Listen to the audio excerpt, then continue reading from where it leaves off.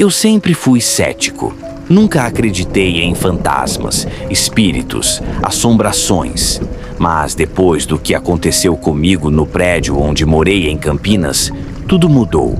E não foi apenas uma impressão. Eu vivi aquilo. E até hoje, quando fecho os olhos, sinto o frio daquele elevador subindo sozinho. Era o início de 2023. Eu tinha me mudado para um apartamento novo na região do Taquaral. Um prédio antigo, de uns 12 andares, mas bem conservado. O aluguel estava abaixo do mercado, o que me deixou desconfiado no começo. Mas o lugar parecia tranquilo. O síndico era um senhor simpático e os vizinhos pareciam discretos. Só havia um detalhe que eu percebi na primeira semana. Ninguém usava o elevador depois das 10 da noite. Eu achava isso estranho. Às vezes eu voltava do trabalho tarde e subia pelas escadas do 6º andar. Quando perguntei a uma vizinha, ela desviou o olhar e disse apenas: "É por precaução. Às vezes ele dá problema." Na terceira semana eu já estava cansado de subir escada todo dia. E numa quarta-feira, por volta das 23h15, resolvi desafiar essa lenda. Entrei no elevador com uma sacola de compras e apertei o botão do 6º. A luz oscilou levemente, mas nada demais. Ele começou a subir, normal, até parar entre o 4º e o 5º andar. As luzes se apagaram. O painel digital apagou junto. Meu celular ficou sem sinal. E o silêncio. O silêncio era absoluto. Até que escutei um sussurro. Não estou inventando. Um sussurro bem atrás de mim, como se alguém estivesse encostado na parede de trás do elevador. "Você viu ele também?" Virei no mesmo instante com o coração disparado, mas não havia ninguém ali. Só o espelho. Só que no reflexo, eu juro por tudo o que é mais sagrado. Havia 2 pessoas dentro do elevador. Eu e uma figura escura, de terno antigo, chapéu e um rosto sem olhos. A luz piscou. Quando voltou, o reflexo estava normal, mas eu já estava em pânico. Comecei a socar o botão de emergência, gritar por socorro. Uns segundos depois, o elevador voltou a funcionar e parou no 6º andar. Saí correndo, larguei as compras no chão do corredor. Eu tremia inteiro. No dia seguinte, fui até a portaria perguntar se as câmeras internas do elevador tinham captado algo. O porteiro ficou pálido. Disse que a câmera do elevador do prédio 52 tinha sido desativada há anos por problemas técnicos. E então ele me contou. Em 1998, um morador foi encontrado morto dentro do elevador com marcas de estrangulamento. Ele morava no 6º andar, exatamente onde eu moro agora. O caso nunca foi resolvido. E desde então, vários moradores relataram ver um homem de terno e chapéu no espelho do elevador, sempre entre o 4º e o 6º andar. Não aguentei. Mudei daquele prédio em menos de um mês. Nunca mais quis saber de elevadores antigos. Mas toda vez que entro em algum e vejo meu reflexo, me pego observando, esperando se mais alguém vai aparecer atrás de mim. Quando me chamaram para fazer um trabalho fotográfico em São Tomé das Letras, topei na hora. Sempre ouvi falar dos mistérios daquele lugar, mas nunca tinha ido. A proposta era simples: passar 3 dias registrando imagens da natureza, do centro histórico, das grutas, e depois montar um portfólio turístico. Mas não era só turismo que eu ia encontrar lá. Cheguei numa sexta-feira à tarde. A cidade estava envolta por uma névoa fina e o clima era mais frio do que eu imaginava. Me hospedei numa pousada rústica simples, mas aconchegante. A Dona Clarice, era uma senhora de fala mansa, mas olhar preocupado. Quando disse que pretendia explorar algumas grutas sozinho, ela me aconselhou a não entrar em nenhuma após as 5 da tarde. Depois dessa hora, elas não são mais só cavernas. Foi o que ela disse antes de mudar de assunto. Ignorei o alerta, achando que era apenas superstição local.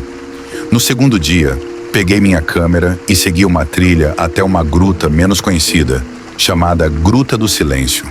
Segundo os moradores, quase ninguém ia lá. Era afastada, escondida entre pedras e difícil de acessar. Justamente o tipo de lugar que rende boas fotos. Cheguei por volta das 15h30. A entrada era estreita, mas a luz natural ainda permitia registrar algumas imagens. Entrei com cuidado, usando a lanterna da câmera. Aos poucos, o mundo lá fora foi desaparecendo. O ar era mais denso, como se algo me observasse de longe. Caminhei uns 50 metros para dentro, até que ouvi um sussurro abafado vindo de dentro da caverna. Parei na hora. Achei que fosse algum animal ou o vento batendo entre as pedras. Mas o sussurro continuava, mais claro a cada passo. Vem! Parei de novo. Apaguei a lanterna e fiquei em silêncio.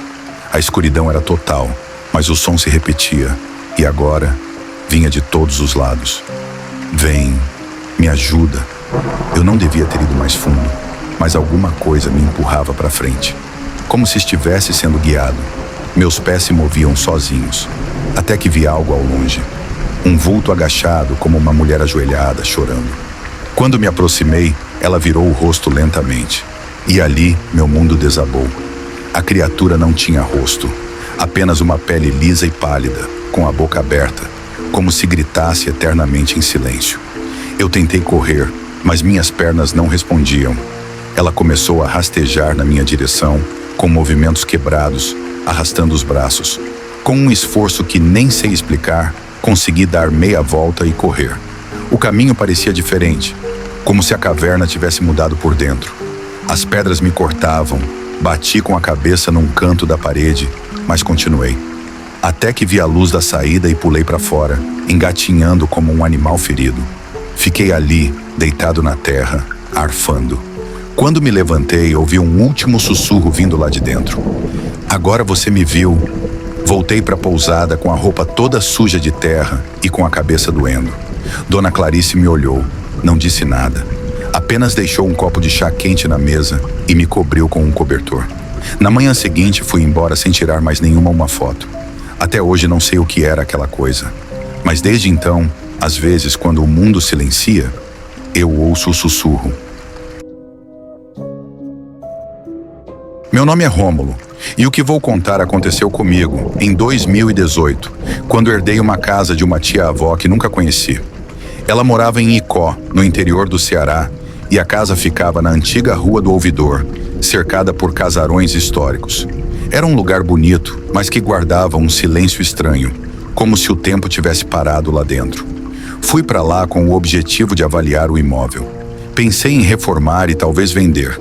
A estrutura era boa, apesar da poeira, das janelas emperradas e da energia estranha que pairava em cada cômodo. O que me incomodou foi o último quarto do corredor dos fundos, trancado com um cadeado antigo. Perguntei ao vizinho da frente, um senhor chamado Seu Arthur, se ele conhecia algo sobre a casa. Ele baixou os olhos e respondeu: "A casa tem história." "Que tipo de história?" perguntei. "Histórias que ninguém gosta de repetir." Ele respondeu e simplesmente foi embora. Na primeira noite, por volta das 2 da manhã, acordei com um som vindo do quintal. Alguém arrastando correntes ou metais no chão. Me levantei, fui até a cozinha, olhei pela janela, nada. Mas quando voltei, notei que o quarto trancado dos fundos estava com a porta entreaberta, como se o cadeado tivesse caído sozinho. E no chão havia marcas estranhas de algo sendo arrastado, indo em direção ao quintal. Na manhã seguinte, liguei para a prefeitura e pedi acesso aos registros da casa. Descobri que minha tia-avó morou ali com o marido até 1978, ano em que ele desapareceu sem deixar rastros. Ela teria dito à polícia que ele surtou, começou a se esconder pelos cantos da casa e depois simplesmente sumiu. Ninguém nunca encontrou o corpo. Naquela noite, criei coragem e fui até o quarto dos fundos. Era um depósito de móveis antigos e caixas fechadas. O ar era abafado e tinha um forte cheiro de mofo. Quando empurrei uma cristaleira encostada na parede, encontrei uma abertura, uma espécie de cômodo escondido. Dentro havia apenas um baú, e sobre ele uma camisa masculina muito antiga com o nome Alberto bordado no colarinho. O nome do marido desaparecido. Toquei na camisa e naquele instante Todas as lâmpadas da casa se apagaram ao mesmo tempo. O quarto ficou mergulhado em escuridão. Então ouvi a porta bater atrás de mim com força. No escuro comecei a ouvir uma cantiga baixa, quase como uma canção de ninar, mas arrastada, fora de ritmo, e uma respiração pesada, vindo de cima, do teto. Girei a lanterna do celular e, ao iluminar o canto mais alto da parede, vi um homem encolhido, com os olhos fundos e a pele descascando, me observando como um bicho preso. Tentei sair, mas tropecei em uma cadeira velha e caí com o braço em cima de um espelho quebrado. Cortei o braço e começou a sangrar, mas não parei.